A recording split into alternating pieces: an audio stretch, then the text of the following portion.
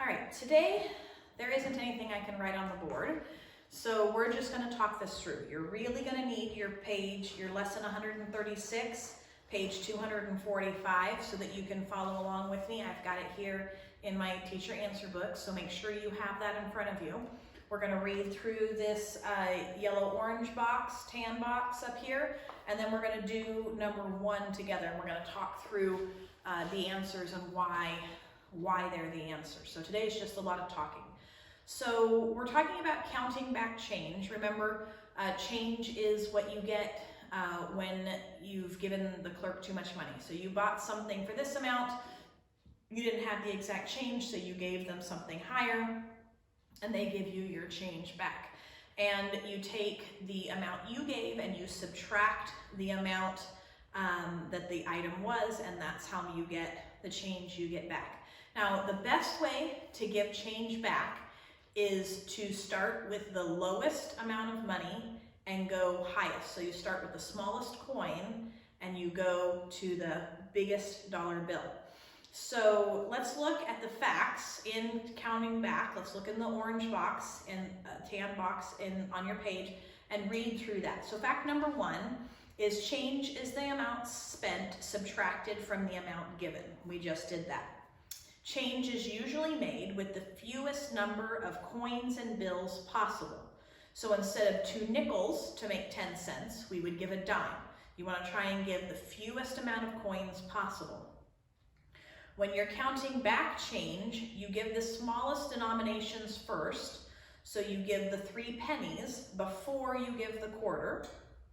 And number 4, to count back change, start with the amount of money the customer spent and then count back the coins before counting back the bills. Stop counting back when the amount of money the customer gave is reached. So let's look at this box and we'll go through this, and this will explain that last one that I just gave you. Okay, so it says in the box the customer spent $3.71. It says that the customer gave you $5. Here's how you give the change back. You start with the amount of money you gave them. See, in the next box it says clerk gives change, and then it says give and say. So first you say $3.71, and then you give them the 4 pennies. That brings it up to $3.75. So you say $3.75 when you give them the 4 pennies. Then from $3.75, you're going up to the next dollar. You're going up to 4. See, it says 4. So in order to go from $3.75 to 4, you're going to give them a quarter. So you're going to hand them a quarter, you're going to say $4. And then to go up to 5, the amount they give you, you're going to give them $1 back, and you're going to say 5. And you hand them the dollar. So as you're handing them the coins, you're telling them what you're going up to. So you start at $3.71, you give them the pennies and you say $3.75. Then you give them the quarter and you say $4. Then you give them the dollar and you say $5, and they know that it is equal to the amount that they've given. The change you actually gave them back was $1.29. So let's look at number 1, and we're looking at if what they've written is the best way to give back change, okay? So in the first column, letter A, the customer spent $2.05 and the customer gave $3. So if you subtracted that, you would see you're going to give them 95 cents back, but you're going to do it with the fewest amount of coins possible. So look over it, give and say, okay? So you start with what they spent, which is $2.05, and you say $2.05. Your next jump is going to be to $2.25 with 2 dimes. Is that correct? Is that the fastest way to jump from $2.05 to $2.25? Yes, it is. They're doing good so far. Then the next number is you're going to jump up to $3, and you're going to give them 3 quarters. Is that the correct smallest way you can give them $3.25 to $3 with 3 quarters?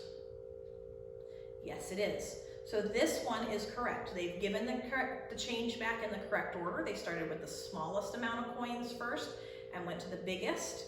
They said the right things, and they used the smallest amount of coins possible. So you're gonna circle letter A because this one is correct.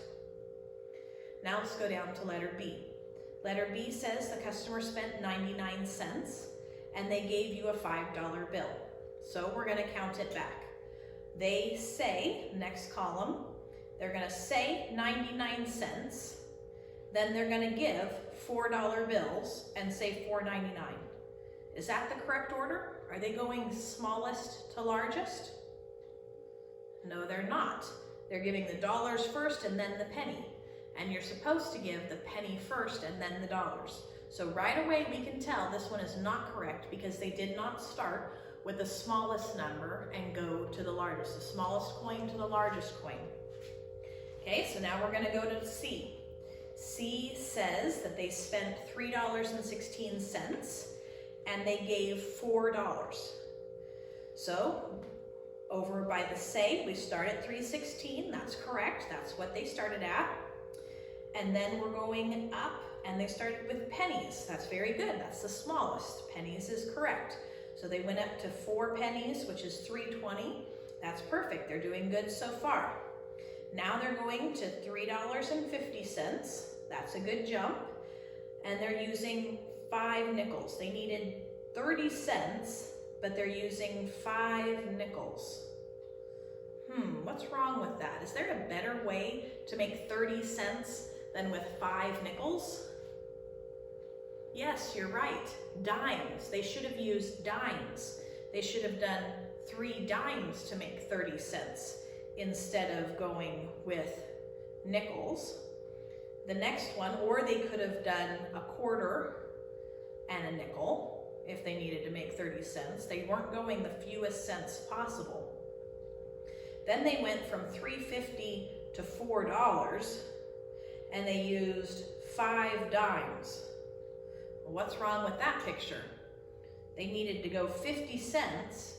Is 5 dimes the fewest coins to make 50 cents? No, you're right, it's not. 2 quarters would have been the best way. What they should have done when they were at $3.20 is they should have gone up and used 1 nickel to make $3.25, and then they could have gone to quarters from there. They could have done 25, 50, 75, $1 and used 3 quarters instead of all this extra loose change. So this one is not correct. They used too many coins, and then when they could have used fewer coins. All right, let's look down at D, last one. The customer spent $2.79 and they gave the cashier $10. So we're gonna start at $2.79. They say $2.79, that's good, that's correct, that's where we start. Then they're gonna go up to $2.80 and give 1 penny. Yes, that's very good, 1 penny. That makes it, that's right, they're starting with the smallest coin, that's good. Okay, then they're gonna go up to $3 and give 2 dimes. 20 cents, 2 dimes makes $3, yep, that's the great way to do it. They're doing good so far. Okay, now they're gonna jump up to $5 and give $2 bills. Yep, that works, that's good. They're going smallest to largest. And then they're gonna go from 5 to 10, giving 1 $5 bill. Yep, that looks good, that looks good. They started with the smallest penny and they went to the biggest $5 bills. They used the fewest coins and they went smallest to largest. They did a very good job. Okay, so now for your very last answer, you're gonna circle the letter D because this one they did correctly. Good job.